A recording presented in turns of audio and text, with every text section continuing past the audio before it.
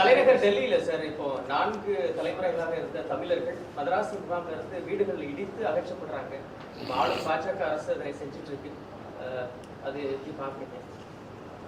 நாங்கள் டெல்லியில் இருக்கிற தம்பிகள் போய் போராடினாங்க, பேசினாங்க. நான் கூட தொடர்ச்சியாக பணியில் இருந்துட்டேன். இல்லைன்னா நான் போய் அங்கே ஏற்கனவே பல போராட்டங்களை செய்யலாம்.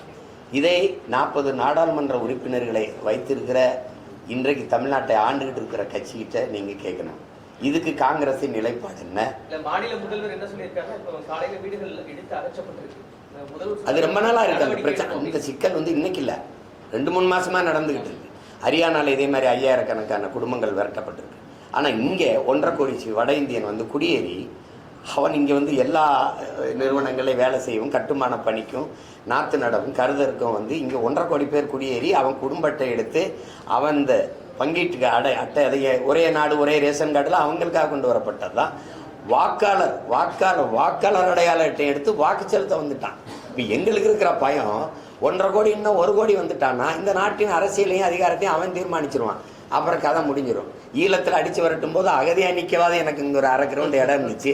இங்கே அடித்து வரட்டானா எங்கேயும் போக முடியாது. இப்போ டெல்லியில் இடிக்கிறான், நாளைக்கு ஒவ்வொரு இடமா இடிப்பான். இதுக்கு முன்னாடி ஹரியானாவில் அடித்தான், அதுக்கு முன்னாடி மும்பையில் மகாராஷ்டிராவில் உங்களுக்கு தெரியும் அடித்து தாராவியில் அடித்து வரட்டினா. இப்போ தண்ணி கொஞ்சம் கொஞ்சமாக நடக்கும். இங்கே வந்தவன் எங்களை திருப்பூரில் அடிக்கிறான், 9 வீடு அடிக்கிறான். இப்போ வாடகைக்கு குடியிருந்த ஒரு பீகாரிய ஒரு இளைஞர்கள் சத்தம் போட்டு பேசியிருக்காங்க. இந்த வீட்டு உரிமையாளர் சத்தமாக பேசாதீங்கன்னு சொன்னது கொண்டுட்டான். எப்படி இருக்கு? சத்தமாக பேசாதீங்கன்னு சொன்ன உரிமையாளரே கொல்லப்படுறாருன்னா எதிர்காலம் எங்கே போய் நிற்கும்னு பாருங்கள். இந்த அதிகாரங்கள் அவர்கள் மேலே நடவடிக்கை எடுக்காது.